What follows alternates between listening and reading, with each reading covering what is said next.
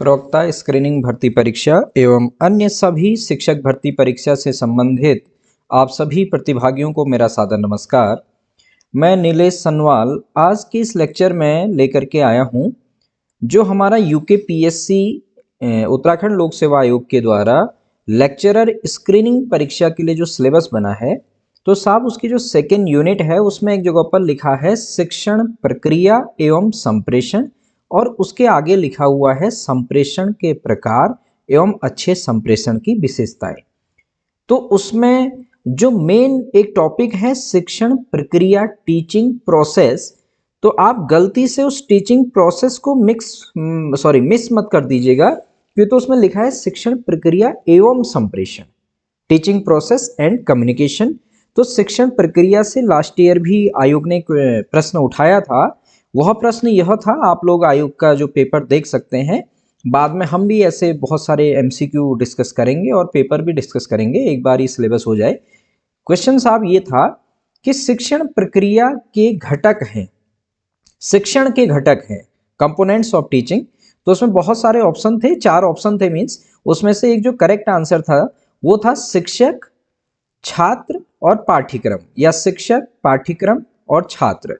तो वो आर.ए. शर्मा साहब की जो बुक है टीचिंग एप्टीट्यूड और अदर भी जो बुक्स हैं उनमें भी दिया हुआ है।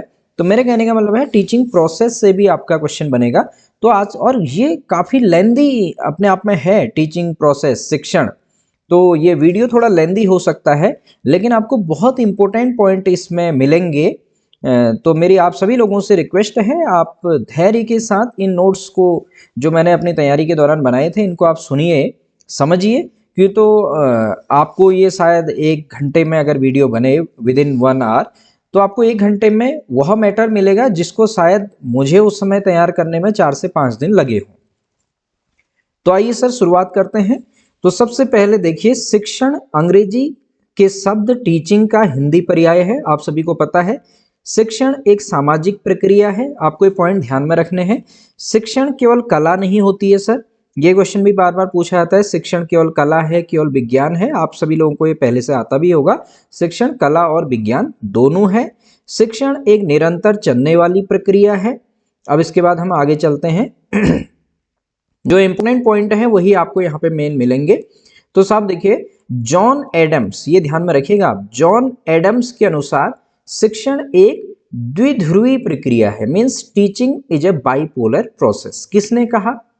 तो शिक्षण एक द्विध्रुवी प्रक्रिया है, जॉन एडम्स ने, ठीक। और वो उसके जो बाइपोल हैं, यानी कि जो 2 पोल हैं जैसे मैग्नेट में होते हैं ऐसे बाइपोल, शिक्षक और शिक्षार्थी, ठीक है, ये क्या है, शिक्षक और छात्र, जॉन एडम्स के अनुसार। तो इनने द्विध्रुवी प्रक्रिया का है, आपको माइंड में रखना है। अब साहब आगे चलिए, जॉन डीवी के अनुसार तो शिक्षण एक त्रिध्रुवी प्रक्रिया है, इन्होंने कहा है teaching is a tripolar process. किसने कहा, ये पूछे जा सकता है, बहुत इंपॉर्टेंट है दोनों, ध्यान दीजिएगा, ये तो शिक्षण प्रक्रिया ही हमारा है, तो शिक्षण एक त्रिध्रुवी प्रक्रिया है, ठीक है। तो इसमें देखिए क्या कहें जॉन डीवी के अनुसार, ये डायग्राम आप देख पा रहे होंगे, शिक्षक, पाठ्यक्रम और शिक्षार्थी, ये कैसे एक दूसरे से रिलेटेड हैं हमने डायग्राम में देखा है। यही कहीं ना कहीं शिक्षण के कंपोनेंट भी हैं, घटक। तो उस बार जो आया था शिक्षण के कंपोनेंट 2021 प्रवक्ता स्क्रीनिंग भर्ती परीक्षा में। तो मेरी आप सभी लोगों से ये भी रिक्वेस्ट है, यदि आपको यह वीडियो थोड़ा सा धुंधली अगर ब्लर दिखे तो आप अपने फ़ोन की सेटिंग से पिक्चर क्वालिटी में जाइएगा साहब, और वहाँ से हाई क्वालिटी में आप 480 या 720 में देखेंगे तो आपको वीडियो क्लियर दिखेगी। ओके, सो नेक्स्ट आगे चलते हैं। आप अपनी तैयारी को कंटिन्यूस रखें। हम बेशक थोड़ा सा हमें समय लग जाता है, कार्य की अधिकता के कारण थोड़ा वीडियो डेली अपलोड करने का समय नहीं मिल पा रहा है, लेकिन आप डेली पढ़ें। अब देखिए सर, शिक्षण की परिभाषाएं, देखिए आप सबको अपने दिमाग में रख लीजिएगा। देखिए क्या है, सबसे पहले शिक्षण का शब्दकोशी अर्थ, यानी कि डिक्शनरी मीनिंग ऑफ टीचिंग, जो कुछ डिक्शनरी हैं फेमस, उनने भी टीचिंग के बारे में कुछ कहा है, तो साफ सीधे देखते हैं, आपको दिमाग में जरूर रखना है। वर्ल्ड बुक ऑफ इंसाइक्लोपीडिया, इन्होंने क्या कहा है, वर्ल्ड बुक ऑफ इंसाइक्लोपीडिया में क्या मेंशन है, देखिएगा, शिक्षण एक ऐसी प्रक्रिया है जिसमें एक व्यक्ति दूसरे को ज्ञान, कौशल तथा अभिरुचियों को सीखने या प्राप्त करने में सहायता करता है। आप समझ गए होंगे। The process by which one person helps others achieve knowledge, skills and aptitudes. ठीक है, तो ये किस में है? World book of encyclopedia. आपको अपने दिमाग में रखना है, चीज़ों को कलेक्ट करना है। परीक्षा वही है साहब जहां बहुत कुछ पढ़ना होगा और लिमिटेड एग्जाम में आएगा। दूसरा साहब, द लिटिल ऑक्सफोर्ड डिक्शनरी क्या कहता है, क्या कहती है? ज्ञान प्रदान करना, कौशल का विकास करना, अनुदेशन देना मीन्स इंस्ट्रक्शन देना, पाठ पढ़ाना तथा उन्हें उत्साहित करना शिक्षण का अर्थ है। मीन्स इम्पार्ट नॉलेज और स्किल, गिव इंस्ट्रक्शंस और lessons, instil and inspire with, ये इसमें लिखा हुआ है। Then dictionary of psychological and psycho analytical terms, ये डिक्शनरी का नाम है। इसमें है दूसरे को सीखने में मदद करने की प्रक्रिया को शिक्षण कहते हैं। देखिए, कोई भरोसा नहीं है आयोग कब कहाँ से क्वेश्चन उठा ले हम, इसलिए किसी चीज को मिस करने से अच्छा उसको पढ़ लेना काफी अच्छा होगा। इसलिए मैंने जो डिक्शनरी में जो मीनिंग है, जो डेफिनेशन है, वो भी आपके समक्ष यहाँ पे रखी है। आप दिमाग में जरूर रख लीजिएगा, लेकिन पूछी कम जाती हैं, लेकिन भरोसा कुछ नहीं कर सकते। अब जो आगे डेफिनेशंस आएंगी ये अक्सर पूछी जाती हैं, ठीक है, लेकिन आप उनको इग्नोर मत कीजिएगा। देखिए साहब, विभिन्न विद्वानों द्वारा प्रदत्त परिभाषाएं। अब इसमें सबसे पहले हम बात कर लेते हैं एनएल गेज साहब ने क्या कहा। इन्होंने कहा है शिक्षण एक प्रकार का पारस्परिक प्रभाव है जिसका उद्देश्य है दूसरे व्यक्ति के व्यवहारों में वांछित परिवर्तन लाना। तो साहब एनएल गेज साहब की डेफिनेशन आपके समक्ष है, आप पढ़ भी सकते हैं। मैं ज़्यादा एक्सप्लेन करूंगा तो वीडियो लेंदी हो जाएगी, आप नोट भी करिए। रायन साहब ने क्या कहा है? इन्होंने कहा दूसरों को सीखने के लिए दिशा निर्देश देने तथा अन्य प्रकार से उन्हें निर्देशित करने की प्रक्रिया को शिक्षण कहा जाता है।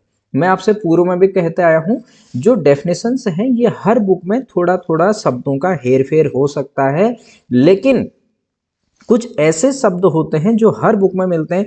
जैसे एनएल गेज का अगर हमने जो नोट किया है, मैंने यह किया है डॉक्टर एसपी कुलश्रेष्ठ की बुक से, ठीक है। किसी और बुक में आप देखेंगे कुछ शब्दों का हेरफेर होगा, लेकिन क्या चीज मिलेगा? देखो, पारस्परिक प्रभाव शब्द हर बुक में मिलेगा, दूसरे व्यक्ति के व्यवहारों में वांछित परिवर्तन लाना, ये ठीक है। ऐसे ही रायन साहब की डेफिनेशन आपने देखी। स्किनर के अनुसार यह बहुत इंपॉर्टेंट है, इन्होंने कहा शिक्षण पुनर्बलन की कंटीजेंसीज का क्रम है। यह किसने कहा है साहब? यह कहा है स्किनर साहब ने। देखिए, फिर B.O. स्मिथ साहब की डेफिनेशन भी काफी इंपॉर्टेंट है। इन्होंने कहा है, दो डेफिनेशन है, एक तो शिक्षण का उद्देश्य निर्देशित क्रिया है। यह कथन किसका है अगर आए तो आपको ध्यान रखना है, स्मिथ। दूसरा इनकी एक और डेफिनेशन है जो हमने और करके लिखी है, शिक्षण क्रियाओं की एक विधि है जो सीखने की उत्सृजता जागृत करती है। ये छोटी छोटी लाइनों की डेफिनेशन ज्यादा अक्सर एग्जाम में पूछी जाती है। फिर देखिए साहब, जेम्स एम थाइन ने क्या कहा है? इन्होंने कहा समस्त शिक्षण का अर्थ है सीखने में वृद्धि करना। बहुत इंपॉर्टेंट है, आपको स्वयं ही लग रहा होगा ना, ये जो डेफिनेशन हमने उस समय नोट की थी जब मैं अपनी तैयारी कर रहा था, तो देखिए इस टाइप की जो छोटी छोटी लाइनों में डेफिनेशन होती है यही ज्यादा पूछी जाती है। तो समस्त शिक्षण का अर्थ है सीखने में वृद्धि करना, यह कथन है, ऐसे आपसे पूछ लेगा तो आपको ये बिल्कुल आप इन पर ऐसे करिए। मैं आपसे पूर्व में भी कह रहा हूँ, जितने भी टॉपिक हैं जिन पे जो डेफिनेशंस दी हैं तो उनको आप कहीं नोट कर लें। आपको ध्यान होगा जब हम बीएड का एग्जाम दिया करते थे आप और हम लोग, तो उस समय ये डेफिनेशन भी एमसीक्यू में आते थे। चलिए साहब नेक्स्ट चलते हैं। क्लार्क, इन्होंने क्या कहा है? देखिए, क्लार्क साहब ने कहा है शिक्षण वह प्रक्रिया है जिसके प्रारूप तथा संचालन की व्यवस्था इसलिए की जाती है जिससे छात्रों के व्यवहारों में परिवर्तन लाया जा सके। ध्यान रखना है आपको, ठीक। बर्टन, इन्होंने कहा शिक्षण अधिगम हेतु उद्दीपन, मार्ग प्रदर्शन तथा दिशा बोध है, ठीक है। ऐसी रायबर्न साहब की डेफिनेशन है। देखिए रायबर्न साहब ने क्या कहा है? इन्होंने कहा है शिक्षण एक ऐसा संबंध है जो छात्रों को उनकी शक्तियों के विकास में सहायता करता है। देखिए शिक्षण की डेफिनेशन पूछे जाने के बहुत चांसेस हैं, इसलिए मैंने इतने ज्यादा डेफिनेशन यहाँ पे लिखी। फिर देखिएगा एडमंड एमिडन, इन्होंने कहा है शिक्षण एक अंतः प्रक्रिया है जिसमें मुख्यतः कक्षा वार्ता होती है जो शिक्षक व छात्रों के मध्य कुछ परिभाषित की जाने वाली क्रियाओं के माध्यम से घटित होती है। तो आप इनको देखिए और इनको आप नोट कर सकते हैं।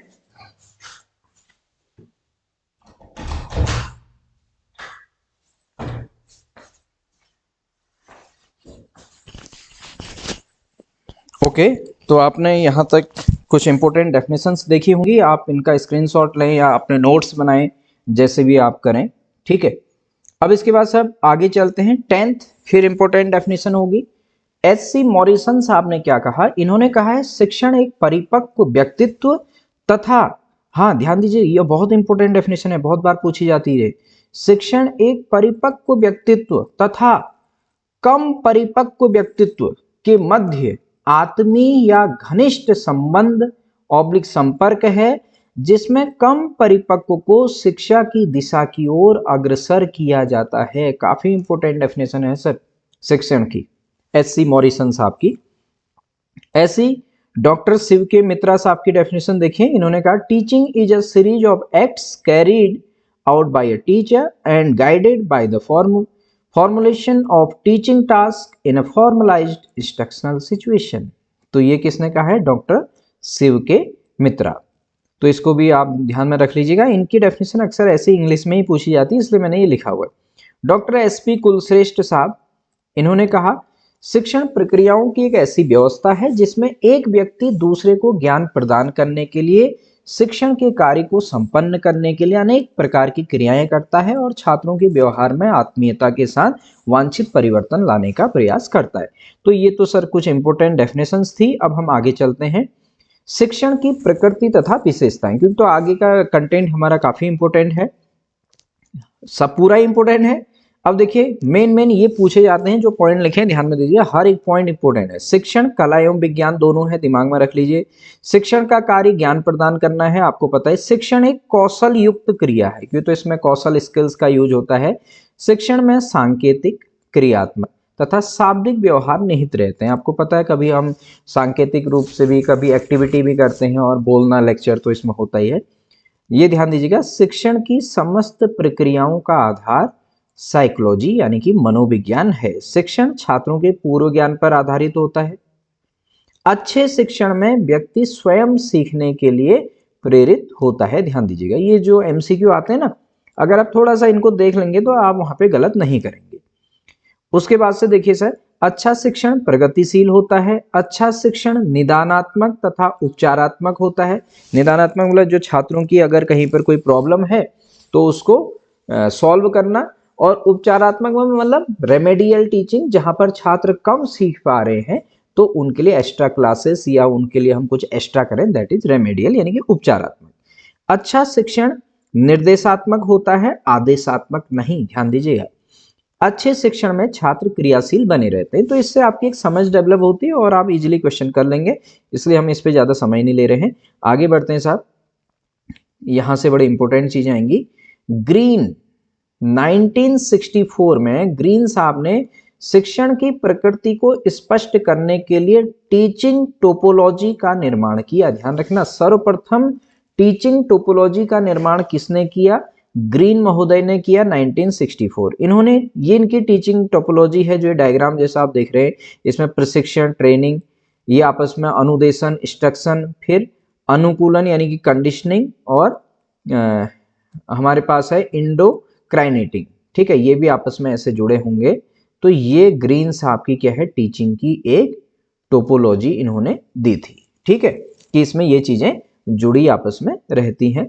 फिर इसके बाद से देखिएगा साहब, मैकडोनाल्ड ने 1965 में शिक्षण के स्वरूप को स्पष्ट करने के लिए प्रणाली उपागम का प्रयोग किया है। इसको भी आप अपने ध्यान में रख लीजिएगा, शिक्षण के स्वरूप को स्पष्ट करने के लिए 1965 में या प्रणाली उपागम का प्रयोग किसने करा, सर्वप्रथम मैकडोनाल्ड, ठीक है। मैकडोनाल्ड ने, ध्यान दीजिएगा, शिक्षण प्रक्रिया को 4 भागों में बांटा। ये आपसे पूछा जा सकता है, जैसे पिछली बार आया था ली थॉयर के अनुसार संप्रेषण कितने भागों में बांटा था, तो मैकडोनाल्ड ने शिक्षण प्रक्रिया को 4 भागों में बांटा। क्या क्या है देखिए, पाठ्यक्रम है, अनुदेशन है, शिक्षण है और अधिगम है। ये फैक्ट्स हैं, ये आपको अपने दिमाग में सर इनको मैं कहूं तो सीधे याद ही रखना है, और क्या कह सकते हैं। अब देखिए सर काफी इंपॉर्टेंट, शिक्षण के प्रकार, टाइप्स ऑफ टीचिंग। इसमें देखिए सर शिक्षण के उद्देश्यों के आधार पर, अगर उस शिक्षण के उद्देश्य हम कहें, जैसे ब्लूम टैक्सोनॉमी अगर मैं कहूं, ठीक है, और रॉबर्ट गैगने का जो आता है, तो शिक्षण के उद्देश्यों के आधार पर शिक्षण को आप सभी जानते हैं जनरली 3 भागों में बांटा जाता है उद्देश्य के आधार पर। एक ज्ञानात्मक शिक्षण, दूसरा भावात्मक शिक्षण और तीसरा मनोगत्यात्मक शिक्षण, यानी कि कॉग्निटिव, अफेक्टिव एंड साइकोमोटर। तो उद्देश्यों के आधार पर शिक्षण को कितने भागों में बांटा गया? 3 भागों में। अब सभी को ध्यान में देखिएगा, आगे हम जो मेन होगा उसको थोड़ा डिटेल में पढ़ेंगे।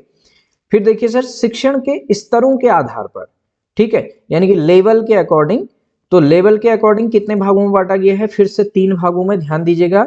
एक है सर स्मृति स्तर यानी कि मेमोरी लेवल, दूसरा है सर बोध स्तर, अंडरस्टैंडिंग लेवल, तीसरा है सर चिंतन स्तर यानी कि रिफ्लेक्टिव लेवल। ठीक है, ये भी आपको ध्यान में रखना है। फिर देखिए साहब नंबर 3, शासन प्रणाली के आधार पर। तो शासन प्रणाली के आधार पर शिक्षण को 3 भागों में बांटा गया है। इसमें सर एक तो ऑटोक्रेटिक यानी कि एक तंत्री शिक्षण, दूसरा डेमोक्रेटिक यानी कि साहब लोकतंत्री शिक्षण, तीसरा लेजिस्फेयर यानी कि हस्तक्षेप रहित शिक्षण। ठीक है, तो ये आपके शासन प्रणाली के आधार पर है। इसके बाद से हम आगे चलते हैं, तो आपने यहाँ पे देखा अभी और भी इसमें है, देखिए अब शिक्षण के स्वरूप के आधार पर, इसके आधार पर भी 3 भागों में बांटा गया है।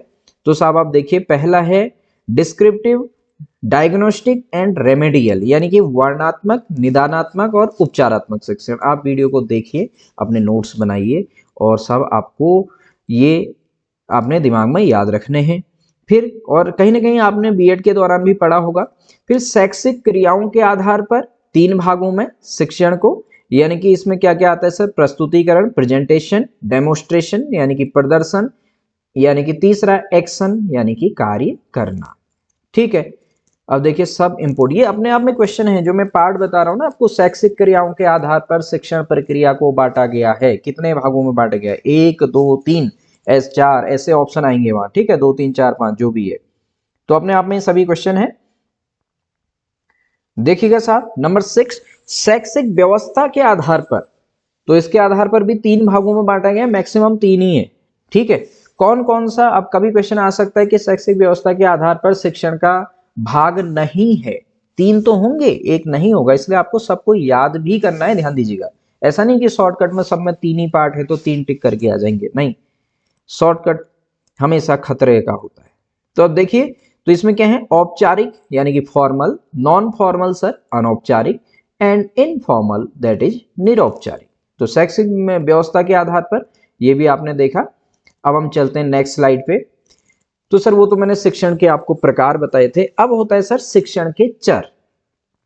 ठीक है, तो वेरिएबल्स ऑफ टीचिंग, यहां से भी क्वेश्चन बनता है और इस पर हम बाकी बाद में बहुत अच्छे एमसीक्यूज हैं वो आपके लिए लेके आएंगे। फिलहाल आप एक डिटेल स्टडी करिए। शिक्षण प्रक्रिया में 3 प्रकार के प्रमुख चर या वेरिएबल होते हैं। कौन कौन से हैं सर शिक्षण के चर? देखिए आपके सामने वेरिएबल्स ऑफ टीचिंग।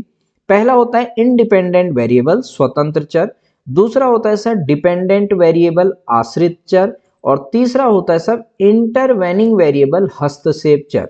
मैं यहीं पे थोड़ा सा आपको बता दूं, यह क्वेश्चन पूछा जाता है शिक्षण में स्वतंत्र चर के रूप में होता है। पहला ऑप्शन शिक्षक, दूसरा छात्र, तीसरा पाठ्यक्रम और चौथा शिक्षक और छात्र दोनों।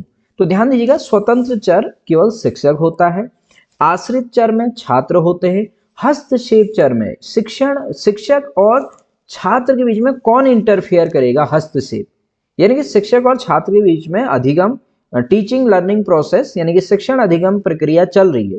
हस्तक्षेप कौन करेगा? किसके माध्यम से टीचिंग लर्निंग प्रोसेस कंप्लीट होगी? तो वो होगी करिकुलम के बेस पे। तो हस्तक्षेप चर में सर आता है पाठ्यक्रम, ध्यान दीजिएगा।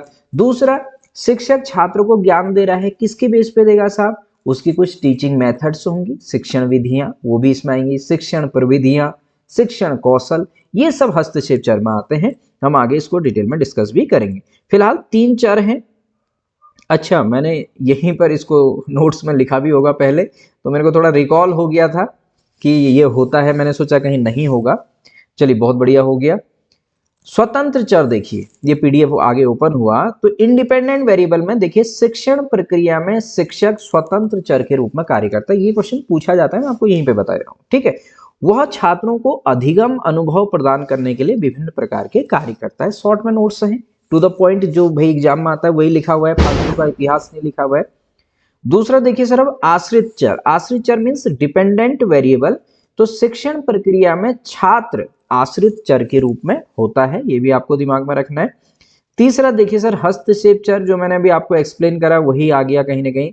इंटरवेनिंग वेरिएबल्स, शिक्षण प्रक्रिया में पाठ्य वस्तु, शिक्षण विधियां, शिक्षण युक्तियां यानी कि टीचिंग टैक्टिक्स, शिक्षण व्यूह रचनाएं, आप कहे तो शिक्षण कौशल भी कह सकते हैं, टीचिंग स्किल्स आदि हस्तक्षेप चर के वर्ग में आते हैं, ठीक है। हस्तक्षेप का मतलब ये मत सोच लेना कि शिक्षण और अधिगम, शिक्षक और छात्र के बीच में जो इंटरफेयर करे, निगेटिव इंटरफेयर करे, ऐसा नहीं है।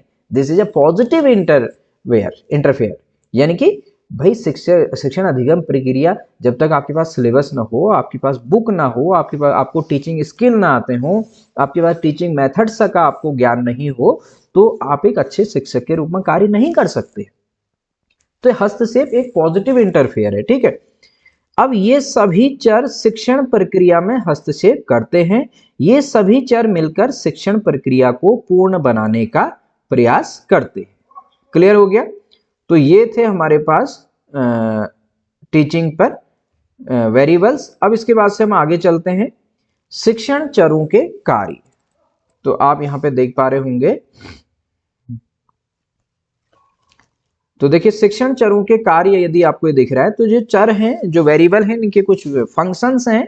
तो शिक्षण प्रक्रिया में शिक्षक, छात्र तथा छात्र, स्वतंत्र तथा आश्रित चर हस्तक्षेप चरों के माध्यम से निम्नांकित कार्य करते हैं। हस्तक्षेप चर समझ गए, यानी कि teaching method and teaching skills, छात्रों के जो स्किल्स हैं उन सब के बेस पर। तो इसको हम देखेंगे आगे। तो कार्य क्या क्या होते हैं, देखिए।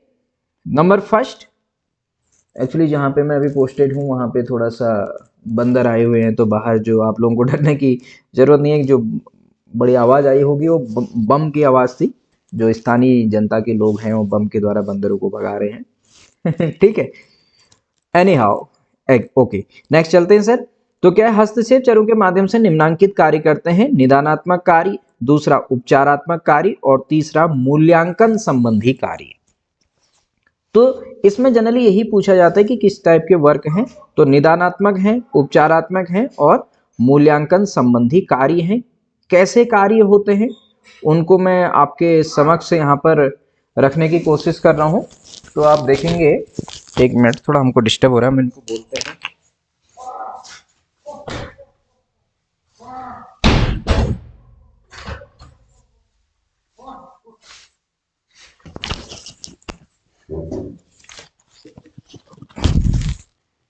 तो साहब देखिएगा आगे। तो शिक्षण चरों के जो कार्य हैं, ठीक है,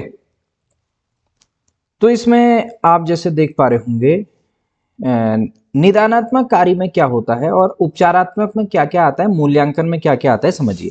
सर, निदानात्मक कार्य में ऐसा होता है, शिक्षण की समस्या का विश्लेषण किया जाता है और छात्रों के पूर्व ज्ञान का निर्धारण किया जाता है, व्यक्तिगत विभिन्नताओं का ज्ञान लिया जाता है, कार्य विश्लेषण यानी कि पाठ्य सामग्री का विश्लेषण किया जाता है। तो ये तो है निदानात्मक कार्य, आप समझ गए होंगे, इसको ज्यादा हमें शायद एक्सप्लेन करने की जरूरत नहीं होगी।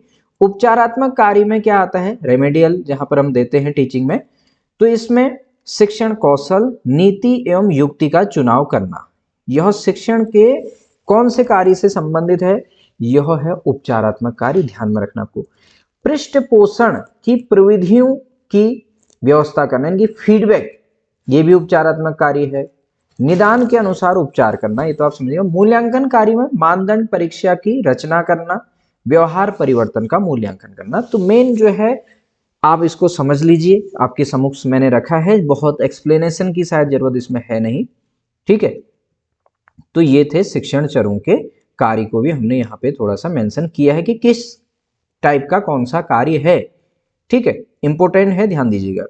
अब इसके बाद से सर आगे चलते हैं। अब आता है शिक्षण के घटक। यही question lecturer screening exam 2021 Uttarakhand lecturer में पूछा गया था। सर शिक्षण प्रक्रिया के 3 घटक होते हैं, तो वहां क्वेश्चन था कि निम्न में से शिक्षण प्रक्रिया के घटक कौन से हैं।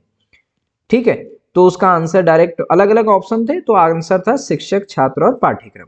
तो यहाँ पे देख लीजिएगा, शिक्षण प्रक्रिया के 3 घटक होते हैं, एक शिक्षक, दूसरा छात्र, तीसरा पाठ्य वस्तु और पाठ्यक्रम। अब जब मैंने नोट्स बनाए तो मैंने आगे लिखा है कि शिक्षक फिर से स्वतंत्र चर, यानी कि जो हमने पहले पढ़ा इंडिपेंडेंट वेरिएबल के रूप में कार्य करता है, छात्र आश्रित चर के रूप में होते हैं डिपेंडेंट वेरिएबल, और पाठ्यक्रम जो होता है हमारा वह हस्तक्षेप चर यानी कि इंटरवेनिंग वेरिएबल। आपसे पूछा जा सकता है कि शिक्षण प्रक्रिया में पाठ्यक्रम किस चर की भांति कार्य करता है, स्वतंत्र चर, आश्रित चर, दोनों, या हस्तक्षेप चर। तो ध्यान रखिएगा हस्तक्षेप चर। अब साहब इसके बाद से नेक्स्ट आता है इंपोर्टेंट, शिक्षण की अवस्थाएं तथा क्रियाएं। तो देखिए जैक्सन, ध्यान दीजिएगा ये काफी इंपोर्टेंट नाम है। जैक्सन 1966 के अनुसार शिक्षण प्रक्रिया को निम्नांकित 3 भागों में विभाजित किया जा सकता है। तो जैक्सन ने क्या क्या दिए थे, pre active phase, inter active phase and post active phase. ये आप सभी लोगों ने बीएड में बहुत अच्छे से पढ़ा होगा, बिना बीएड इसको पढ़े हुए तो बीएड होता ही नहीं है, मेरा तो यही मानना है। तो बीएड में कुछ ना पढ़ाया हो, कुछ ना पढ़ा हो सॉरी, तो ये तो पढ़ा ही होता है ना। पूर्व क्रियावस्था, अंतः क्रियावस्था, उत्तर क्रियावस्था हर किसी ने सुना होता है। Pre active phase, inter active phase, post active phase, यह किसने दिया, इसको ध्यान में रख लो, जैक्सन ने दिया है 1966 में। इसके बारे में आप सभी को पता भी है, फिर भी हम आगे वीडियो में भी इसको डिस्कस कर लेते हैं थोड़ा सा, क्यों तो क्वेश्चन बन सकता है, काफी इंपॉर्टेंट है ये वाला जो आपको स्क्रीन पे दिख रहा है सर। तो शिक्षण प्रक्रिया की अवस्थाएं अगर हम इसको थोड़ा सा देखें तो पूर्व क्रियात्मक अवस्था, अंतः क्रियात्मक अवस्था, उत्तर क्रियात्मक अवस्था। मैं आपको थोड़ा सा ये बता दूं शॉर्ट में, प्री एक्टिव फेज में क्या होता है सर, जनरली जब हम किसी क्लास में टीचिंग करने जाते हैं ना, तो जैसे अगर हमको कल कोई क्लास 12th में, ठीक है, किसी भी सब्जेक्ट में, कोई किसी भी क्लास में, किसी भी कक्षा में हमको कोई भी चैप्टर पढ़ाना है, तो हम पहले सोचेंगे उस चैप्टर में हमको कौन सा टॉपिक पढ़ाना है, उस पे छात्रों को पहले से क्या क्या आता होगा, तो अपना लेसन प्लान बनाएंगे। वो लेसन प्लान में हम अपने माइंड में एक टेक्निक लाएंगे कि छात्रों का पूर्व ज्ञान से उसको कैसे रिलेट करेंगे, यानी कि हम प्रस्तावना प्रश्न बनाएंगे, अपना लेसन प्लान बनाएंगे। छात्र में यानी कि कक्षा में जाने से पहले जो शिक्षक तैयारी करता है उसको प्री एक्टिव फेज कहते हैं। उसमें वो अपना कितना पढ़ाना है, कितने मिनट का मेरा पीरियड होगा, मैं कितना पढ़ा पाऊंगा, क्या मुझे होमवर्क देना हो, क्या मैं होमवर्क देना है। होमवर्क डिसाइड करना आता है प्री एक्टिव फेज में, और होमवर्क देना आता है पोस्ट एक्टिव फेज में। तो प्री एक्टिव फेज मतलब शॉर्ट में पहले मैं आपको बताऊं, कक्षा में जाने से पहले आपकी जो पूर्व तैयारी होगी, आप जो जो करेंगे, अभी डिस्कस करेंगे डिटेल में। इंटर एक्टिव फेज मतलब अब आप क्लास में चले गए हैं साहब, अब क्लास में चले गए हैं तो सबसे पहले आप अपनी क्लास को मैनेजमेंट करेंगे, छात्रों को पंक्तियों में बैठाएंगे प्रॉपर, वो सब हमने बीएड में सीखा है। प्रॉपर ब्लैक बोर्ड है कि नहीं है, वहां पर आपका डस्टर है कि नहीं है, छात्रों की ड्रेस वगैरह सब कुछ देखा जाता है, छात्रों का हेयर स्टाइल, कोई छात्र इनडिसिप्लिन तो नहीं कर रहा है, छात्र ने आपके सब्जेक्ट की बुक निकाली है नहीं निकाली है, हो सकता है वो पीछे बैठ के किसी और सब्जेक्ट का ही काम कर रहा है। ठीक है, तो टीचर को काफी एक्टिव जो रहना पड़ता है, इंटरएक्टिव फेज में रहना पड़ता है।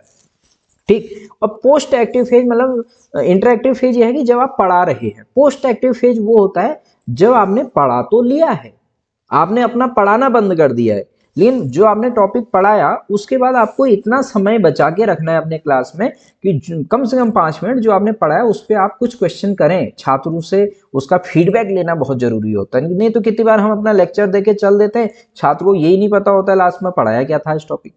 तो वो कब नहीं पता होगा, क्यों तो शिक्षण में कहीं ना कहीं अगर छात्र आंसर नहीं दे रहे हैं तो शिक्षक की ओर से भी कहीं ना कहीं कमी है। यानी कि हम अगर छात्रों से पूछना स्टार्ट कर दें कि हमने जैसे कोई टॉपिक पढ़ा है लास्ट में, हाँ भाई आप इसका आंसर बताइए, तो वो किस में आ जाएगा साहब, वो आ जाएगा छात्र मतलब उस पर मूल्यांकन हमारा एक हो जाएगा। ठीक है, तो मूल्यांकन किस में होगा, पोस्ट एक्टिव फेज में। उसके बाद हम छात्रों को होमवर्क लिखाएंगे, ये सब किस में आएगा, पोस्ट एक्टिव फेज में। तो फिलहाल आप समझ गए, प्री एक्टिव फेज कक्षा में जाने से पहले की तैयारी, क्लास में जाने से पहले। इंटरएक्टिव फेज क्लास में जब हम पढ़ा रहे हैं, क्या क्या हम करेंगे, पढ़ा रहे हैं जब, पोस्ट एक्टिव फेज हम क्लास में ही हैं, ऐसा नहीं कि क्लास से पढ़ा के बाहर आ गए फिर कुछ नहीं है, क्लास में ही है, लेकिन जो पढ़ाया उस पर फीडबैक ले रहे हैं और होमवर्क देंगे। आइए सर, तो देखिए क्या क्वेश्चन पूछा जाएगा वो भी हम आपको बताएंगे। तो थोड़ा सा इसको ऊपर कर देते हैं। देखिए प्री एक्टिव फेज में हमने यहाँ पे लिखा हुआ है शिक्षण नियोजन अवस्था, भी इसको कहा जाता है शिक्षण नियोजन अवस्था, यानी कि टीचिंग प्लानिंग फेज। टीचिंग आपका प्लान फेज हुआ, प्लानिंग का फेज है। तो शिक्षक पाठ योजना लेसन प्लान बनाता है, ठीक हो गया। पहले इसी को कंप्लीट कर लें। शिक्षक द्वारा कक्षा में जाने से पूर्व की तैयारी, प्री एक्टिव फेज। देखिए शिक्षण सहायक सामग्री का चयन, यानी कि टीएलएम क्या यूज करूंगा मैं। शिक्षण विधियों का चयन, आप टॉपिक पढ़ाने वाले होंगे तो आप सोचेंगे कि मैं कौन सी टीचिंग मेथड को यूज करूंगा। मैं यहाँ पर पहले केवल प्री एक्टिव फेज को ही आपके सामने पूरा रख रहा हूँ, ठीक है। फिर है सर कक्षा प्रबंधन कौशल की पूर्व तैयारी, कि मैं क्लास में बच्चों को कैसे बैठाऊंगा, डस्टर कहाँ होगा, ये सब क्या क्या मुझे चाहिए मतलब क्लास में, ये सब चीजें। मॉडल हो सकता है, चार्ट, श्रव्य दृश्य यानी कि ऑडियो विजुअल सहायक सामग्री के प्रयोग के लिए समय निर्धारण, ये काफी इंपॉर्टेंट है कि आपको मॉडल भी दिखाना है, चार्ट भी दिखाना है, ऑडियो विजुअल कोई स्मार्ट क्लास में प्रोजेक्टर पे वीडियो भी दिखाना है, तो आपको उसके लिए समय भी डिसाइड करना होगा कि मैं कितने देर तक चार्ट दिखाऊंगा या दिखाऊंगी, कितने देर तक हम वहां पर वीडियो प्ले करेंगे। That is the time management for the teaching process for the use of TLM. फिर उसके बाद से साहब आप ऐसे देखिए क्या पढ़ाना है, ये बड़ा इंपॉर्टेंट है। देखिए क्या पढ़ाना है, कितना पढ़ाना है, क्यों पढ़ाना है, कैसे पढ़ाना है, इनके उद्देश्यों का निर्धारण। फिर देखिए गृह कार्य क्या देना है, कितना देना है, इसकी पूर्व तैयारी, ये सब प्री एक्टिव फेज में आएगा। तो आप सभी को पता भी, आप समझ गए होंगे। तो फिर आप देखिए सर इंटरएक्टिव फेज, अगर आपको पहले से पता भी है थोड़ा सा सुन लीजिए, रिवीजन हो जाएगा। इंटरएक्टिव फेज कक्षा में प्रवेश करने से पाठ्य वस्तु प्रस्तुत करने के समय की अवस्था, यानी कि कक्षा में प्रवेश आप कर गए उसके बाद से पाठ्य वस्तु प्रस्तुत करने के समय की अवस्था, यानी कि जब तक आपने पढ़ा दिया है वो वाला है, आज जब तक आप पढ़ा रहे। इसमें कक्षा कक्ष प्रबंधन करना, छात्रों को पंक्ति में उचित दूरी पर बैठाना, श्यामपट्ट, चौक, डस्टर, ये सब किस में आता है, इंटरएक्टिव फेज में आता है। छात्रों से प्रश्न पूछकर पूर्व ज्ञान स्तर की पहचान करना, इंटरएक्टिव फेज में ही आएगा, यानी कि अंतः क्रियात्मक अवस्था।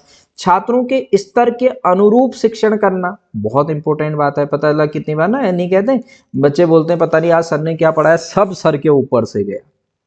तो इसका मतलब कमी किसकी है, बच्चों की। बच्चों की कमी बिल्कुल नहीं है साहब, कमी हम यही कहेंगे शिक्षक की ही है। अब हम बार बार ये कहते हैं एज ए टीचर इनको पहले से नहीं आता है, ये क्लास 10th का नहीं आ रहा है, अगर हम 12th में पढ़ा रहे, होता भी है, कॉमन सी बात है, हर किसी के साथ होता है। लेकिन एज ए टीचर हमको ये सोचना, हम कमी हमसे हुई ना, गलती हमसे हुई, क्या हमने छात्रों से पहले उनके पूर्व ज्ञान प्रश्न पूछकर उनके पूर्व ज्ञान को जांचा ही नहीं। तो हमेशा ये बहुत इंपॉर्टेंट है एक अच्छे शिक्षक के लिए, आप कोई भी टॉपिक स्टार्ट करें तो छात्रों से उससे रिलेटेड पूर्व ज्ञान पूछे। हो सकता है आपने किसी छात्र को 11th में वो टॉपिक आप ही ने स्वयं पढ़ाया हो, हमारे साथ भी होता है, मेरे साथ भी ऐसा क्लास में होता है। 12th में फिर उसमें पूछते हैं बच्चे, सब भूल जाते हैं। फिजिक्स सब्जेक्ट में जो फिजिक्स वाले सुन रहे हो, हम डिफ्रेंसिएशन करते हैं अल्टरनेटिंग करेंट वाले चैप्टर में, जब हम VRMS एंड अदर ये सब डेरिवेशन कर रहे होते हैं, तो वहाँ बच्चों को जो बायोलॉजी स्ट्रीम से होते हैं उनको इंटीग्रेशन x⁻n⁴ का फॉर्मूला ही नहीं आता है, जबकि हमने 11th में पढ़ाया होता है। तो हमको फिर से पूर्व ज्ञान पूछना बहुत जरूरी है। ऐसे हर सब्जेक्ट में बच्चों को पहले से नहीं आता है तो उसमें छात्र को डांट के कोई फायदा नहीं। आप उनको डांटिए, उनको समझाइए कि भाई आप रिविजन करो, बट अगर हम बिना उनके पूर्व ज्ञान के आगे अपना टॉपिक पढ़ा देंगे तो उनको तो कुछ समझ में आएगा नहीं। चलो थोड़ा सा ज्यादा शायद हम इस पे डिस्कस कर गए, उसके लिए माफी चाहते हैं। उचित TLM का उपयोग, ठीक है। फिर विभिन्न शिक्षण उपागम, व्यूह रचनाएं, शिक्षण युक्तियों का प्रयोग, सर इंटरेक्टिव फेज में आएगा। बीच बीच में प्रश्न पूछना, सर इंटरेक्टिव फेज ही है। उद्दीपन परिवर्तन कौशल, ये पूछा जाता है, ध्यान दीजिएगा, ये पूछा जाता है उद्दीपन परिवर्तन कौशल एवं पुनर्बलन कौशल का अधिक प्रयोग छात्र शिक्षण की कौन सी अवस्था में करते हैं। तो ध्यान दीजिएगा कौन से फेज में इसका यूज होता है, तो साहब इसका यूज होता है आपका इंटरेक्टिव फेज, यानी कि अंतः क्रियात्मक अवस्था में। सभी शिक्षण कौशलों का उचित प्रयोग, ये सब इंटरेक्टिव फेज में ही है। इसके बाद से देखते हैं सब आगे, प्रत्यक्षीकरण, निदान यानी कि समस्या समाधान कहेंगे इसको, इंटरेक्टिव फेज। पुनर्बलन यानी कि रीइंफोर्समेंट, ये सब किस में आता है, इंटरेक्टिव फेज में। ठीक है, ये काफी इंपॉर्टेंट है जो अभी लेक्चर यहाँ पे चल रहा है। फिर आता है सर उत्तर क्रियात्मक अवस्था यानी कि पोस्ट एक्टिव फेज। अब आपने पढ़ा दिया लेकिन आप क्लास में ही है, यहाँ ध्यान रखना, क्लास से बाहर नहीं आए अभी, आप पढ़ा रहे हैं ऐसा समझ लो, आपने पढ़ा दिया टॉपिक। तो शिक्षण कार्य समाप्त हो जाने के बाद शिक्षक सीखे गए कार्यों का मूल्यांकन करता है। जो क्लास में पढ़ाया उसी का मूल्यांकन। मूल्यांकन हेतु विभिन्न प्रकार की मूल्यांकन प्रविधियों का प्रयोग, ये भी क्या है, पोस्ट एक्टिव फेज में। प्राप्त परिणाम के आधार पर पुनः निरीक्षण, ये भी सर पोस्ट एक्टिव फेज है। ऐसे देखिए सर उपचारात्मक शिक्षण प्रदान करना, थोड़ा इसको स्क्रॉल करके फिट कर देते हैं। रेमेडियल टीचिंग, देखिए तो ये बहुत पूछा जाता है शिक्षण प्रक्रिया के अंदर शिक्षक उपचारात्मक शिक्षण की कौन सी अवस्था में करता है। तो रेमेडियल जो टीचिंग होती है, ध्यान रखना, ये पोस्ट एक्टिव फेज में होती है। जो टीचिंग होती है वो इंटरेक्टिव फेज में। उपचारात्मक शिक्षण आप समझे, जैसे आपने कोई टॉपिक पढ़ाया, किसी छात्र को समझ में नहीं आया, कोई डेरिवेशन आपने कराया या कोई व्याख्या आपने करी, अलग अलग सब्जेक्ट की बात है, ठीक है, छात्र का कोई टॉपिक क्लियर नहीं हुआ, आपने छात्र से पूछा, ठीक है, तो उसमें क्या हुआ, छात्र को नहीं आया, छात्र आंसर नहीं दे पा रहे। तो कितनी बार हम लोग क्या करते हैं, हम टीचर लोग छात्र, हमने आगे बोर्ड में पढ़ाया होता है, उस छात्र पर स्पेशली उसकी कॉपी में ही सॉल्व करते नहीं करते हैं। फिर आपने बोर्ड में पूरा टॉपिक पढ़ा है, लास्ट में उस आप पोस्ट एक्टिव फेज में है, आप आंसर पूछ रहे हैं छात्रों से, और किसी छात्र उसको अच्छे से नहीं सीख पाया, तो आप उसको इंडिविजुअली उसी की कॉपी में सॉल्व करके सिखाते हैं, generally maths, physics, chemistry and other subjects में।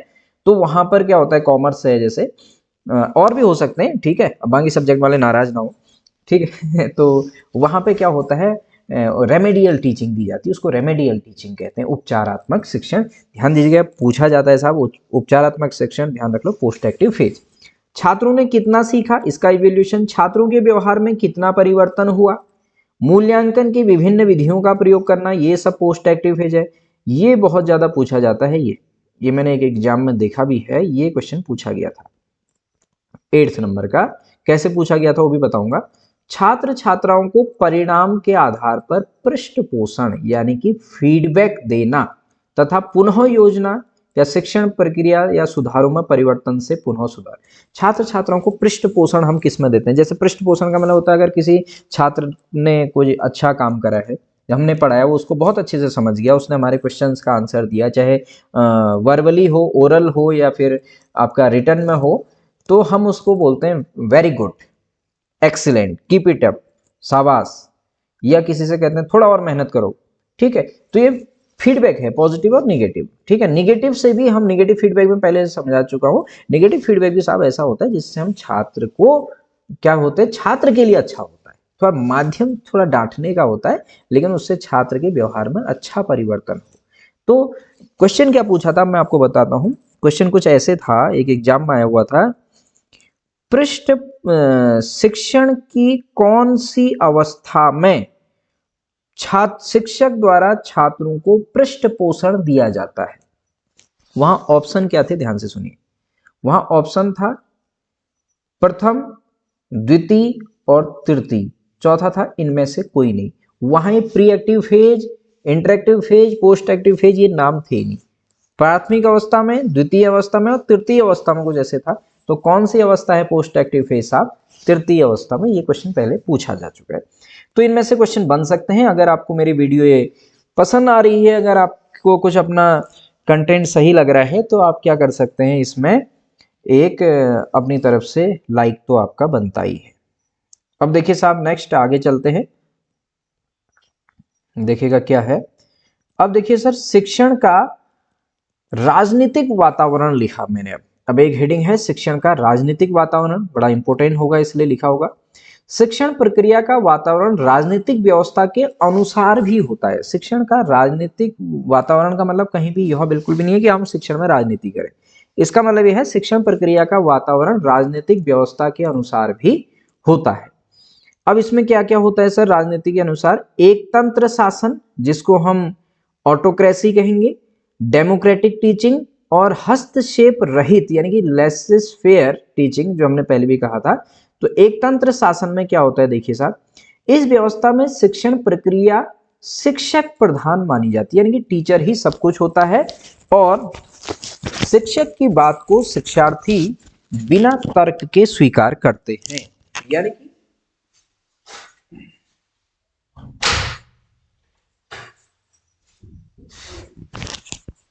अर्थात यहां पर हमारे कहने का मतलब यह है कि टीचर जो भी कहे, चाहे टीचर गलत ही क्यों ना पढ़ाए, शिक्षक जो शिक्षार्थी होंगे, छात्र होंगे, बिना तर्क के स्वीकार कर लेंगे। इसलिए यह जो ऑटोक्रेटिक जो टीचिंग मानी जाती है यह अच्छी नहीं मानी जाती है। ठीक है, फिर है सर डेमोक्रेटिक टीचिंग, लोकतंत्री शिक्षण।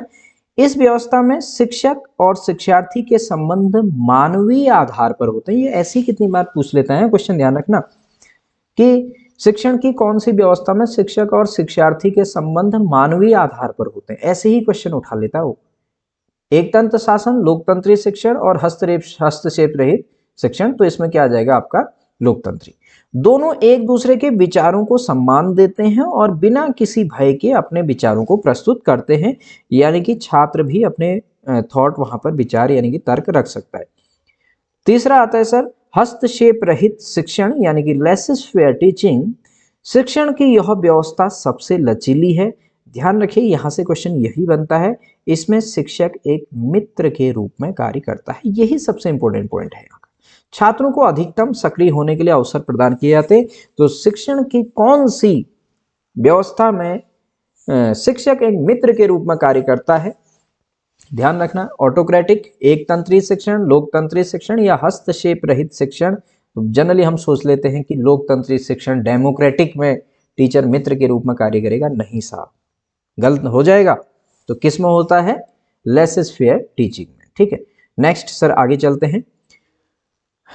अब देखिएगा, ये शिक्षण प्रक्रिया अपने आप में बहुत लेंदी टॉपिक है, मैंने आपको पहले भी बोला। इंपोर्टेंट ही मैंने उस समय नोट्स बनाए होंगे, वही आपके सामने रख रहा हूं सर। देखिए, शिक्षण के उद्देश्य आ गए। अब टीचिंग ऑब्जेक्टिव्स, ये भी काफी इंपॉर्टेंट होते हैं। ब्लूम टैक्सोनॉमी तो बहुत इंपॉर्टेंट हुई। शिक्षण के निर्देशात्मक उद्देश्यों का वर्गीकरण। देखिए, दो लोगों का मेन वर्गीकरण आता है। एक आता है ब्लूम द्वारा किया गया, BS Bloom, Benjamin Smith Bloom का ब्लूम्स क्लासिफिकेशन है, ब्लूम टैक्सोनॉमी भी हम इसको बोलते हैं। दूसरा आता है गैगने, रॉबर्ट गैगने और ब्रिक्स द्वारा किया गया वर्गीकरण। तो साहब इसमें हम सबसे पहले पढ़ेंगे किसको, आप लोगों ने सबने इसको पढ़ा भी है। देखिए, ब्लूम के द्वारा शिक्षण एवं निर्देशात्मक उद्देश्यों का वर्गीकरण, ब्लूम टैक्सोनॉमी हम लोग पढ़ रहे हैं। तो साहब क्या है, बीएस ब्लूम यानी कि बेंजामिन स्मिथ ब्लूम ने 1956 के अनुसार शिक्षण या अनुदेशात्मक उद्देश्यों को 3 श्रेणियों में विभाजित किया, जिसको आंग्ल भाषा यानी कि जो इंग्लिश ब्रिटिश लैंग्वेज है के 3H, ध्यान दीजिएगा 3H भी कहा जाता है।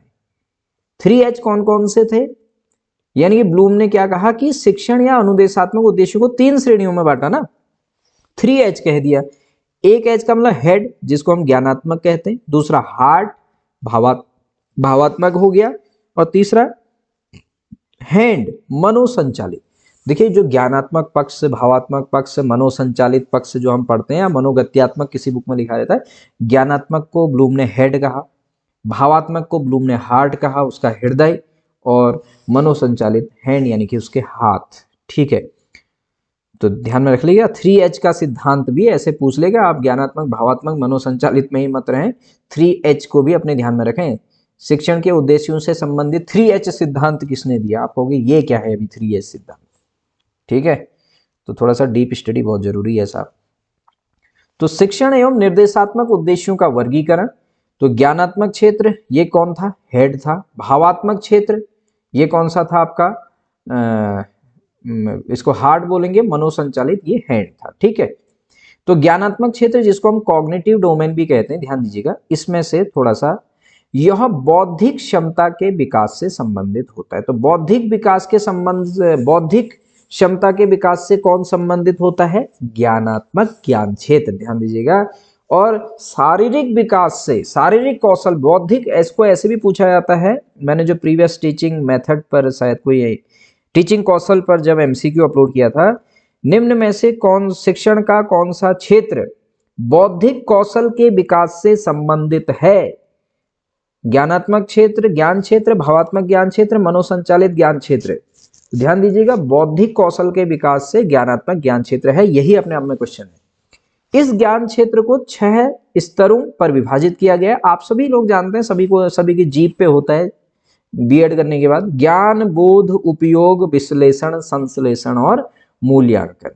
यानी कि ज्ञान नॉलेज, बोध कॉम्प्रिहेंशन, उपयोग एप्लीकेशन, विश्लेषण एनालिसिस, संश्लेषण सिंथेसिस एंड मूल्यांकन इवेल्युएशन। यही तो ब्लूम टैक्सोनॉमी है। इसको मैंने डिटेल में यहाँ पे नहीं रखा क्योंकि आप सभी लोग जानते हैं कि ज्ञान में क्या होता है, हम पहले भी बहुत बार डिस्कस कर चुके हैं। बोध यानी कि अंडरस्टैंडिंग लेवल होता है, उपयोग उसका एप्लीकेशन कहाँ पर यूज है, जो भी हम सीख रहे हैं। एनालिसिस विश्लेषण करते हैं हम उसका, पहले किसी कोई बड़ी सी चीज है उसको पार्ट्स में तोड़ करके। संश्लेषण छोटे छोटे पार्टों को फिर एक साथ इकट्ठा करते हैं। मूल्यांकन ये मैं प्रीवियस लेक्चर में अपने अपलोड कर चुका हूँ, वहां पे हम इनको काफी डिस्कस कर चुके हैं। तो ब्लूम टैक्सोनॉमी में ज्ञानात्मक क्षेत्र में 6 आपके स्तर हैं, ये ध्यान रखिएगा। कौन सा नहीं है पूछ लेगा तो ज्ञान, बोध, उपयोग, विश्लेषण, संश्लेषण, मूल्यांकन, ये तो आप ध्यान, आपको याद भी होगा, नहीं याद है तो रट लो इसको। अब इससे ज्यादा मैं क्या ही कहूँ आपसे, है ना। अब देखिए भावात्मक क्षेत्र, अफेक्टिव डोमेन, इसको बहुत से लोग मिस कर देते हैं या अच्छे से नहीं पढ़ते हैं। यहाँ से क्वेश्चन आएगा तो फंस जाते हैं। ज्ञान, बोध, उपयोग, विश्लेषण, संश्लेषण, मूल्यांकन तक ही नहीं रहना है, थोड़ा इसको भी सुन लीजिए साहब। जो भावात्मक क्षेत्र है, अफेक्टिव डोमेन, इस ज्ञान क्षेत्र या डोमेन के अंतर्गत मुख्य रूप से ध्यान दीजिए मनोदृष्टि या मनोभाव, जिसको हम एटीट्यूड बोले, प्रेरणा मोटिवेशन, शिक्षण प्रक्रिया टीचिंग प्रोसेस, शिक्षण प्रक्रिया में छात्रों की सहभागिता यानी कि participation of the students in teaching learning process, जो हम सीखते हैं उसका महत्व जानना, और जीवन में अनुशासन जैसे मूल्यों को समावेशित कैसे किया जाए इत्यादि आते हैं। तो ये सब किस में है, भावात्मक क्षेत्र में है सर। आप थोड़ा सा उसको और डिटेल में इसको देख के समझ लीजिए। भावात्मक क्षेत्र में निम्न स्तर हैं। भावात्मक क्षेत्र में क्या क्या स्तर हैं? आग्रहण, देखिए ध्यान दीजिए, कौन सा नहीं है आ जाएगा, हाँ वहां, ये इनको ध्यान में रख लो। वो ज्ञान, बोध, उपयोग, विश्लेषण, संश्लेषण, मूल्यांकन बहुत पुराना हो चुका, किस हिसाब से, एग्जाम में पूछने के हिसाब से। हाँ, आग्रहण यानी कि रिसीविंग, सुनने की इच्छा, भावात्मक क्षेत्र का एक स्तर है। दूसरा प्रतिक्रिया, रिस्पॉन्डिंग या रिस्पॉन्स, यानी कि सहभागिता की इच्छा, इसका मेन मकसद है। आकलन यानी कि वैल्यूइंग, जो हम सीख रहे हैं उसका क्या महत्व है। संयोजित करना यानी कि ऑर्गेनाइजिंग। निरूपण यानी कि करेक्टराइजेशन। यानी कि भावात्मक क्षेत्र में कौन 5 स्तर हैं, आप अपने दिमाग में नोट कर लीजिए। आग्रहण, प्रतिक्रिया, आकलन, संयोजित करना और निरूपण। कौन सा ब्लूम टैक्सोनॉमी के अंतर्गत भावात्मक क्षेत्र में निम्न में से कौन सा स्तर सम्मिलित नहीं है, आपसे पूछा जा सकता है। तो जो हैं उनको दिमाग में रख लीजिए। जो एक ऑप्शन होगा अलग सा दिखेगा, विचित्र सा, ठीक है, अननोन सा, तो वही आंसर होगा। अब देखिए सर, मनोसंचालित ज्ञान क्षेत्र, इसको यानी कि साइकोमोटर डोमेन, इसको मनोगत्यात्मक, मनोप्रेरक या क्रियात्मक ज्ञान क्षेत्र भी कह सकते हैं। ठीक हो गया, फिर कह सकते हैं। यह मुख्य रूप से तकनीकी कौशल के अधिग्रहण से संबंधित है। यही यहाँ पर आता है, जो हमारे पास टेक्निकल स्किल होगा वह मनोसंचालित ज्ञान क्षेत्र में आता है। मनोसंचालित ज्ञान क्षेत्र की, इसमें मैंने यही सब चीजें लिख दी है। अब मैं थोड़ा सा आपको डिटेल में चलो समझाए। तो यह मुख्य रूप से तकनीकी कौशल के अधिग्रहण से संबंधित है, लिख दिया ना। यानी कि मनोसंचालित क्षेत्र में अब क्या क्या आता है। तकनीकी कौशल में आपको बता दूं, मैंने भी आपको थोड़ी देर पहले कहा था, जैसे शारीरिक कौशल का विकास मनोसंचालित क्षेत्र में। तो शारीरिक कौशल के लिए अलग अलग टेक्निक्स, भैया आपकी एक्सरसाइज करना भी अपने आप में शिक्षण का जो एक्सरसाइज है, ये सब जैसे गेम्स भी होता है हमारे वहाँ, फिजिकल एजुकेशन, तो ये भी क्या है, शिक्षण का एक पार्ट है। एक्सरसाइज करना भी अपने आप में एक स्किल है। अगर कोई गलत एक्सरसाइज कर लेगा, बहुत से लोग जिम में जाते हैं, अगर गलत एक्सरसाइज कर लेंगे तो उनको पता है उसका क्या परिणाम होगा। ठीक है, ऐसे ही तकनीकी कौशल में और क्या आता है, शिक्षण में टीएलएम का उपयोग करना, जिसमें श्रव्य दृश्य हो, ऑडियो विजुअल, यानी कि आज के इस इंटरनेट के युग में आप स्मार्ट क्लास का कैसे यूज कर पा रहे हैं, आप स्मार्ट टीवी का कैसे यूज कर पा रहे हैं। ठीक है, कि तो स्मार्ट टीवी भी स्कूलों में है, स्कूलों में गवर्नमेंट भी दे रही है। ठीक है, वो टीवी देखने के लिए नहीं, कि छात्रों को उसके माध्यम से लर्निंग के लिए दी जा रही है। ठीक है, और इंटरनेट का आप कैसे, यानी कि टेक्निकल स्किल से जो भी होंगे वो सब किस में आएगा, मनोसंचालित ज्ञान क्षेत्र। अब आप बाकी समझ सकते हैं। मनोसंचालित ज्ञान क्षेत्र के अंतर्गत अनुदेशात्मक उद्देश्यों के निम्न 5 स्तर हैं, ध्यान दीजिएगा। मनोसंचालित में 5 स्तर कौन कौन से हैं, इनको साहब आप देख लीजिए। ये सर क्या क्या है, देखिए आपके सामने मैंने रखे हैं। एक तो है सर प्रतिरूपता, इमिटेशन, कार्य साधन या हस्त कौशल। हाँ, टेक्निकल स्किल में ना हस्त कौशल भी आता है, ये भी मैं आपको बता दूं। जैसे जो कास्त कला है, ठीक है, जैसे आपके मिट्टी से रिलेटेड बर्तन बनाना, या फिर कोई स्थानीय प्रोडक्ट जैसे छात्रों के पास है, ठीक है। जैसे आजकल जो चौकी होती है ना, उस पे पेंट करना, अल्पना करना, जैसे कोई कलश होता है उस पे पेंटिंग करना, उस पे अल्पना बनाना, ऐपण जिसको हम बोलते हैं, ये सब हाथ से रिलेटेड जो भी कौशल है, स्किल्स हैं, ये सब तकनीकी कौशल आ गए ना, जिसपे कुछ रोजगार भी हो। 21वीं सदी के कौशल, उद्यमशील मानसिकता, बहुत सी चीजें। परिशुद्धता, ये भी इसका है। स्पष्ट अभिव्यक्ति, यानी कि अपने विचारों को रख पाना, कम्युनिकेशन, संचार कौशल, ठीक है, अपनी किसी टॉपिक पे अपने विचार रख पाना। प्रकृतिकरण, नेचुरलाइजेशन, ध्यान दीजिएगा, प्रकृतिकरण भी किसमें आता है साहब, मनोसंचालित क्षेत्र में आता है। तो ब्लूम टेक्सोनॉमी को भी हमने शॉर्ट में थोड़ा सा यहाँ पर समराइज करने की कोशिश की है as a exam point of view से। अब सर आगे चलते हैं।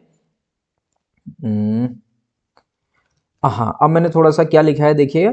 वर्ष 2001 में एंडरसन और करतवुल ने ब्लूम वर्गीकरण में कुछ संशोधन किया, जिसके अनुसार ज्ञान को सोचने का परिणाम माना गया। देखिए, तो ब्लूम टेक्सोनॉमी में भी करेक्शन हुआ। किसने करा, थोड़ा सा आप ध्यान रख लीजिएगा, एंडरसन और करतवुल ने।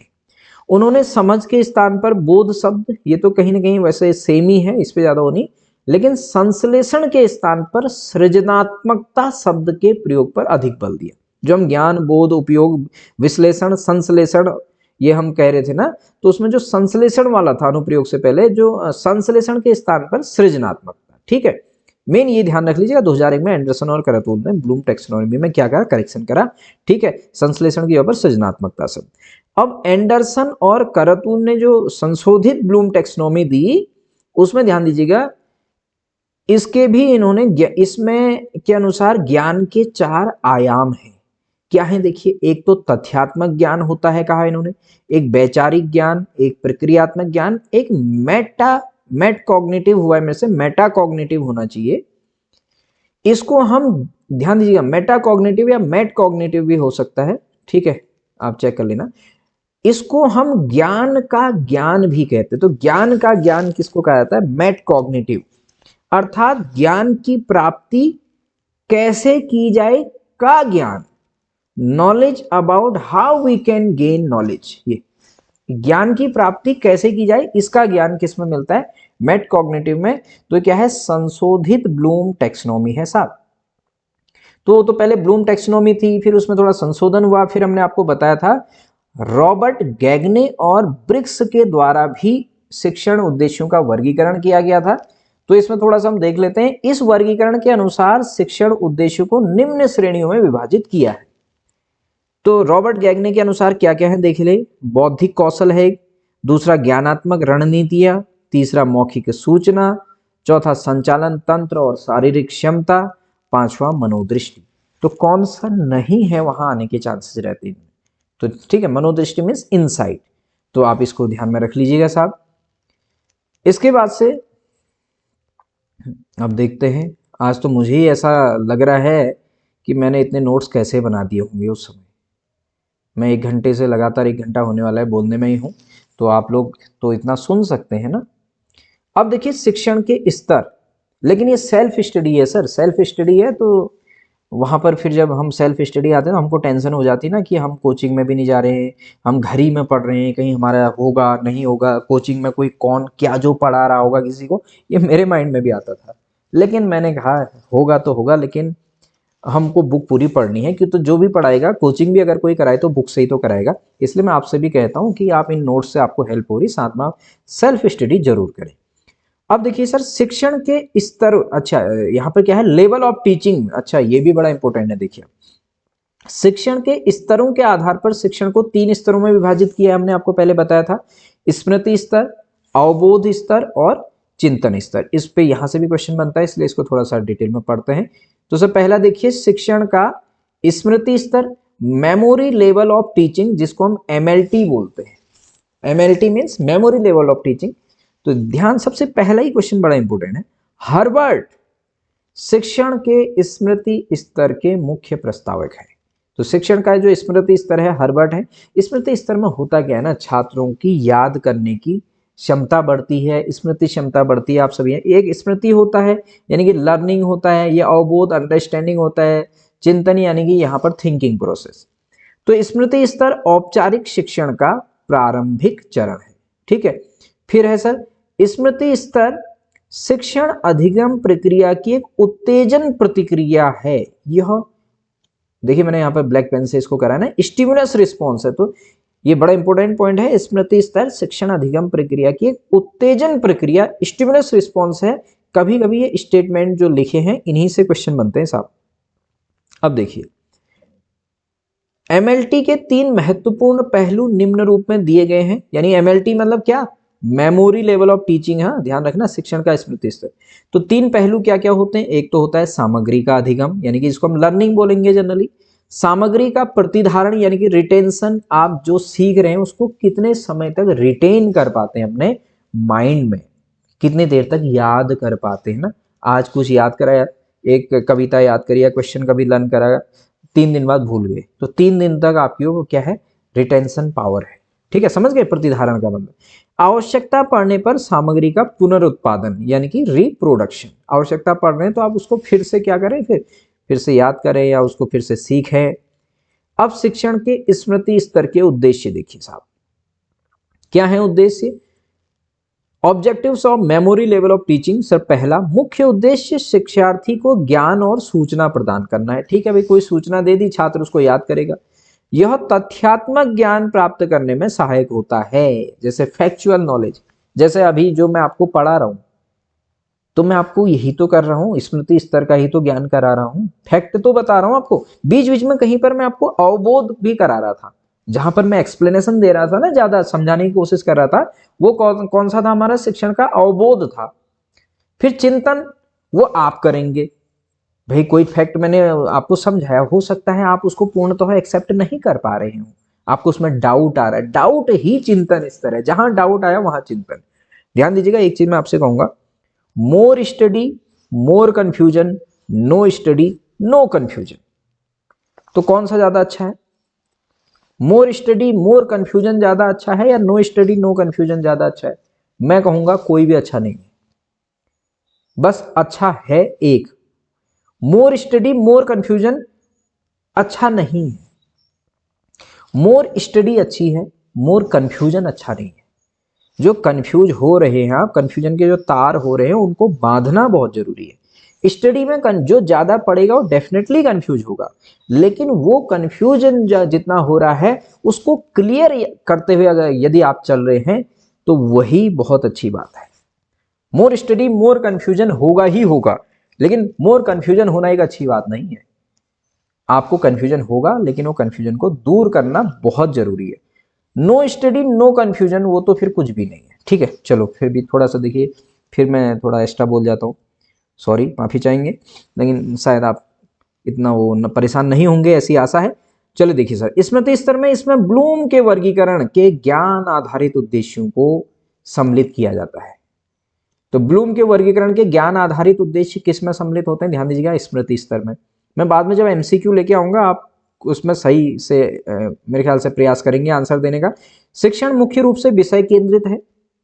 स्मृति स्तर पर छात्रों को याद रखने वाली वस्तुएं सरलता से सिखाई जा सकती हैं। देखिए, इसलिए विषय सामग्री को सुव्यवस्थित रखना होता है। तो शिक्षण के स्मृति स्तर के उद्देश्य आपको समझ में आ गए होंगे। अब देखिएगा साहब, हाँ और भी है भी, हाँ अब है शिक्षण का अवबोध स्तर। अवबोध स्तर से पहले मैं अगर आपसे पूछूं, अभी शिक्षण का स्मृति स्तर के जनक कौन थे, किसने दिया था, जल्दी बताओ। पिछले स्लाइड में था हर्बर्ट, भूलना नहीं है। अब देखिए शिक्षण का अवबोध स्तर, अंडरस्टैंडिंग लेवल ऑफ टीचिंग, तो सर H.C. मॉरिसन शिक्षण के अवबोध स्तर के मुख्य प्रतिपादक हैं। यह स्मृति और अंतर्दृष्टि है। कौन? शिक्षण का अवबोध स्तर क्या है? अपने आप में मेमोरी प्लस इनसाइट है। अब देखिए, शिक्षण का अवबोध स्तर विद्यार्थियों को सामान्यीकरण यानी कि जनरलाइजेशन, सिद्धांतों, तथ्यों और अनुप्रयोगा लिखा है गलती से, अनुप्रयोगों या अनुप्रयोग भागों में होना चाहिए, भागों को समझाने के साथ उन्हें बौद्धिक व्यवहार विकसित करने के भी अधिक से अधिक अवसर प्रदान करता है। तो अवबोध में छात्र सोचेगा ना और ज्ञान को समझेगा। अब वो केवल सुन के रटेगा नहीं, अवबोध करेगा, उस पर अपनी एक अंडरस्टैंडिंग डेवलप करेगा। ठीक है, मेन यहां से एससी मॉरिसन इसके जनक हैं। बाकी जो आ रहा है आप देखिए, उद्देश्य देख लीजिए साहब। तो इसका मुख्य उद्देश्य निर्देशात्मक संदेशों की व्याख्या करना। देखिए व्याख्या आ गया ना इसमें, अब उदाहरण देना, उदाहरण देकर समझाना, वर्गीकरण करना, क्लासिफिकेशन करना, कंपैरिजन करना, तुलना करना, अनुमान के माध्यम से निर्देशात्मक संदेशों को समझाना है। समझ गए? थोड़ा सा स्मृति लेवल से ऊपर का स्तर है। विषय वस्तु व्यापक और अधिक विस्तृत है इसमें, जिसमें वास्तविक जीवन की स्थितियों के सिद्धांतों और सामान्यीकरण का अनुप्रयोग भी सम्मिलित है। अब देखिए सर, तीसरा आता है शिक्षण का चिंतन स्तर। तो ध्यान दीजिएगा, हंट शिक्षण के चिंतन स्तर के मुख्य प्रस्तावक है। देखिए स्मृति स्तर के कौन थे? हर्बर्ट। आपके दूसरा जो लेवल था अंडरस्टैंडिंग लेवल, जिसको हम अवबोध स्तर कहें, वहां कौन थे? HC Morrison. और चिंतन स्तर के जो प्रतिपादक या प्रस्तावक है वो कौन है? हंट है। यह स्तर शिक्षण का उच्चतम और सबसे व्यवहारिक स्तर है। सबसे जो हाई लेवल का है वह चिंतन स्तर ही है। ध्यान दीजिएगा सर, अगला पॉइंट भी काफी इंपॉर्टेंट है। शिक्षण के चिंतन स्तर को आत्मनिरीक्षण स्तर यानी कि इंट्रोस्पेक्टिव लेवल भी कहा जाता है। ठीक है, अब इसमें है आगे चिंतन।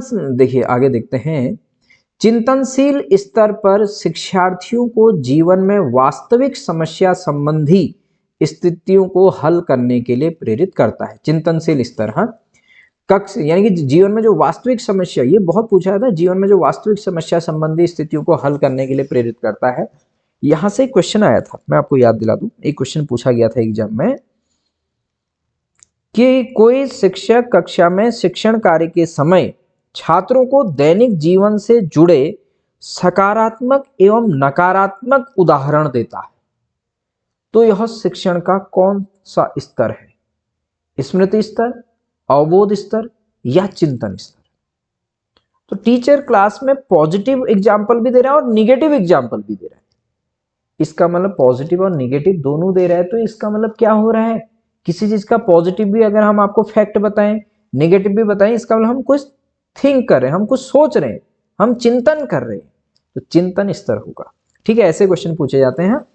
कक्षा का, हम बाद में आपके लिए एमसीक्यू बनाएंगे, कक्षा का वातावरण पर्याप्त रूप से मुक्त और स्वतंत्र होना चाहिए। ये चिंतन स्तर का क्या है? उद्देश्य है। आगे देखिए सर, इस स्तर पर विद्यार्थी की मौलिक सोच और क्षमताओं का विकास होता है। मौलिक सोच और क्षमताओं का विकास आपको समझ जाना चाहिए अगर एग्जाम में आएगा। सोच यानी कि उसको थिंकिंग प्रोसेस है, चिंतन कर पा रहा है, तो चिंतन स्तर। ध्यान दीजिएगा, इस स्तर पर छात्र प्राथमिक स्थान पर है और शिक्षक माध्यमिक या द्वितीय स्थान पर है। तो चिंतन स्तर पर छात्रों को ज्यादा सोचने के लिए कहा जाता है। ठीक है, तो शिक्षक प्राथमिक स्थान पर यहां पर नहीं होते हैं। इसके बाद देखिए सर, हाँ अब ये क्या है? अच्छा देखो टीचिंग प्रोसेस कितना लंबा है। शिक्षण सूत्र ये बड़े इंपॉर्टेंट है। तो टीचिंग के कुछ सूत्र भी होते हैं, मैक्सिम्स ऑफ टीचिंग। इसमें जनरली पूछा जाता है निम्न में से कौन सा शिक्षण का सूत्र नहीं है। ये शिक्षण सूत्र को मैं यहाँ पे एक्सप्लेन नहीं करूंगा इनके डिटेल में। क्यों? क्योंकि जब मैंने आपको शिक्षण कौशल वाला जो वीडियो है वहां पर मैक्सिमम शिक्षण सूत्रों को एक्सप्लेन किया है, आप वैसे भी समझ जाएंगे। वहां जनरली आता है कौन सा शिक्षण सूत्र नहीं है। एलटी एग्जाम में जनरली ऐसे क्वेश्चन आते थे पहले से, ठीक है, अभी भी आएंगे, ऐसा नहीं है, लेक्चरर में भी आ सकता है। शिक्षण प्रक्रिया आपके सिलेबस में एक शब्द लिख दिया, अब देख लो कितना बड़ा है शिक्षण प्रक्रिया। आप ये नहीं कह सकते आउट ऑफ शिक्षण सूत्र से क्वेश्चन आ जाए, आप ये नहीं कह सकते आउट ऑफ सिलेबस है, कि तो शिक्षण प्रक्रिया का भाग है। शिक्षण सूत्र निम्न प्रकार है। पहला सरल से जटिल की ओर, ये होता है अपने आप में फ्रॉम सिंपल टू कॉम्प्लेक्स। हम छात्रों को पहले सरल चीजें पढ़ाएं, उससे धीरे धीरे कॉम्प्लेक्स की ओर जाएं। देखो मैंने एक्सप्लेन ही कर दिया। ज्ञात से अज्ञात की ओर, यानी कि फ्रॉम नोन टू अननोन, पहले छात्रों को उनके पूर्व ज्ञान के आधार पर पढ़ाया जाए, फिर नई चीज का ज्ञान दिया जाए। मूर्त से अमूर्त की ओर, यानी कि फ्रॉम कंक्रीट टू ऑब्स्ट्रैक्ट, जिसको हम देख सकें पहले, उससे फिर हम उसको अमूर्त, ऐसे किसी को कुछ हम उदाहरण दे दें, उसके बेस पे हम फॉर्मूला बना दें, मैंने आपको पहले भी बताया था। ठीक है, इसके बेस पर अनिश्चित से निश्चित की ओर, फ्रॉम इनडेफिनेट टू डेफिनेट। पांचवां देखिए सर, सभी को देख लेते हैं। विशेष से सामान्य की ओर, मनोवैज्ञानिक से तार्किक क्रम की ओर, फ्रॉम साइकोलॉजिकल टू लॉजिकल। विश्लेषण से संश्लेषण की ओर, फ्रॉम एनालिसिस टू सिंथेसिस। ये सबसे ज्यादा पूछा जाता है, ध्यान दीजिएगा, संश्लेषण से विश्लेषण की ओर कोई शिक्षण सूत्र नहीं, हमारे पास होता है मेनली विश्लेषण से संश्लेषण की ओर। फिर पूर्ण से अंश की ओर, प्रत्यक्ष से अप्रत्यक्ष की ओर, फ्रॉम डायरेक्ट टू इनडायरेक्ट। अनुभूति से युक्ति युक्त की ओर sorry, from empirical to rational. फिर प्रकृति का अनुसरण भी एक शिक्षण सूत्र है, फॉलो द नेचर। इंद्रियों का प्रशिक्षण, ट्रेनिंग ऑफ सेंसेस। तो ये सर क्या है, हमारे पास कुछ टीचिंग के मैगजीम्स हैं, वहां आपसे पूछ लेगा निम्न में से कौन एक शिक्षण सूत्र नहीं है, एक थोड़ा सा अलग सा होगा।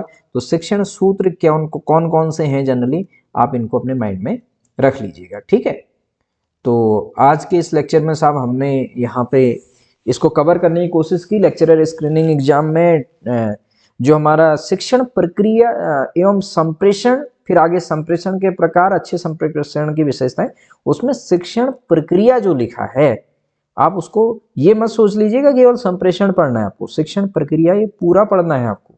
ठीक है, टीचिंग का सब कुछ। ठीक है, तो हमने शिक्षण प्रक्रिया को कवर किया है। आगे के लेक्चर्स में हम जैसे हमको समय मिलेगा, थोड़ा सा समय वर्कलोड ज़्यादा होने के कारण थोड़ा सा हमें जैसे भी समय मिलेगा मैं वीडियो अपलोड करने की पूरी कोशिश करूंगा आप लोगों के लिए, बीच बीच में वीडियो लेके आते रहूँगा। तो यदि आपको आज का ये सेशन पसंद आया तो आपका लाइक तो ज़रूर बनता है, और आप वीडियो को अधिक से अधिक लोगों तक शेयर करिए, ताकि और जितने भी कैंडिडेट्स हैं उनको इस वीडियो की तरफ से हेल्प हो पाए। तो आप सभी लोगों ने मुझे सुना, तो इसके लिए आप सभी लोगों का हृदय से आभार। तो आज के इस लेक्चर में साहब इतना ही। आप सभी लोगों का बहुत बहुत धन्यवाद।